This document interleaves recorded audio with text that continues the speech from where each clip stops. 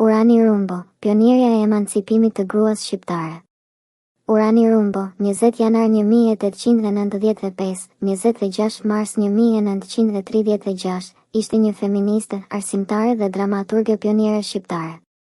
Ajo luajti një rol thelbësor në avancimin e të drejtave të grave në Shqipëri, përmes themelimit të disa shoqatave që promovonin barazinë gjinore dhe fuqizimin e femrës.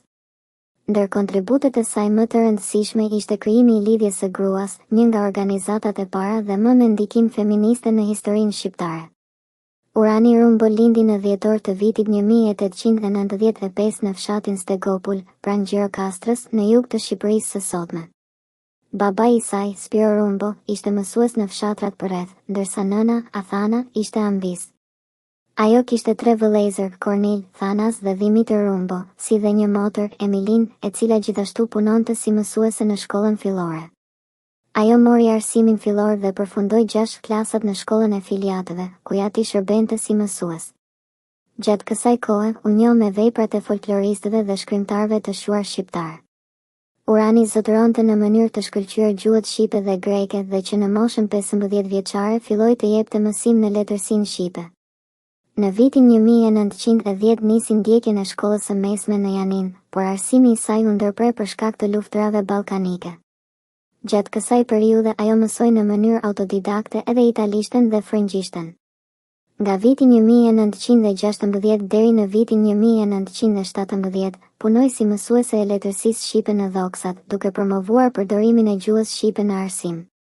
Gjatë viteve 1917-1918 ajo dha mësim në fshatrat Mingull dhe Nokov, ndërsa në vitin 1919 punoi në shkollën Derada në Gjirokastër. Po në vitin 1919 nisi një nismë të fuqishme kundër analfabetizmit të grave dhe kundër zakonit të izolimit të tyre brenda shtëpisë.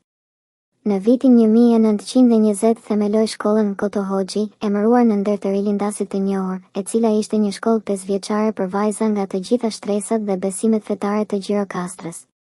Pak vite më vonë, ajo u emërua drejtoresh e kësaj shkolle.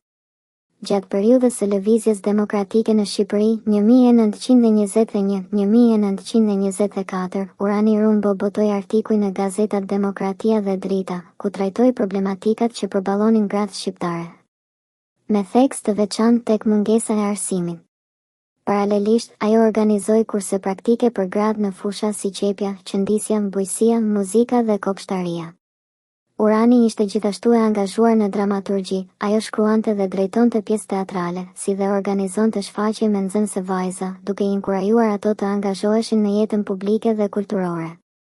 Më 23 nëntor 1920, bashkë me Hashibe Harshovën, Naxhie Hoxhën dhe Xhemile Balilin, themeloi në Gjirokastër shoqatën Lidhja e Gruas, një nga organizatat më të rëndësishme feministe në historinë shqiptare, e cila kishte si mision emancipimin e gruas shqiptare.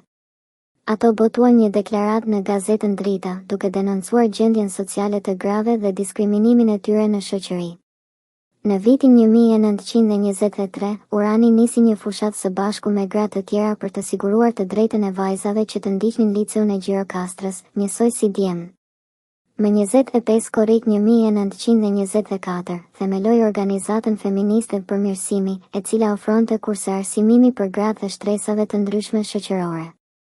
Megjithatë, përpjekjet e saj hasën në kundërshtime institucionale. Më 4 korrik 1930 u akuzuan nga autoritetet për nxitjen e vajzave të shkollës Koto Hoxhi që të merrnin pjesë në shfaqje teatrale, një gjë e konsideruar e papranueshme në atë kohë. Ajo reagoi publikisht përmes një artikulli në gazetën Demokratia, ku denoncoi absurditetin e akuzave. Megjithse mbështetja publike për të ishte e gjerë në të gjithë vendin, Ministria e Arsimit vendosi ta transferonte në Vlorë, ku vazhdoi punën e saj deri në ndarjen nga jeta, më 26 mars 1936. Janë shkruar 2 biografi për Uranin Rumbo. E para, Urani Rumbo, mësuese e popullit, u botua në vitin 1977, ndërsa e dyta, Urani Rumbo, punëtore e shuar e shkollës shqiptare, u botua në vitin 2008.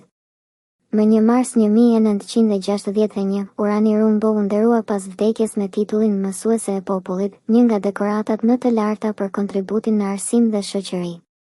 Në ndër të saj, një shkollë në qytetin e Gjirokastrës mban emrin Urani Rumbo, duke e kujtuar për herë si një prej figurave më të ndritura të arsimit dhe emancipimit të gruas shqiptare.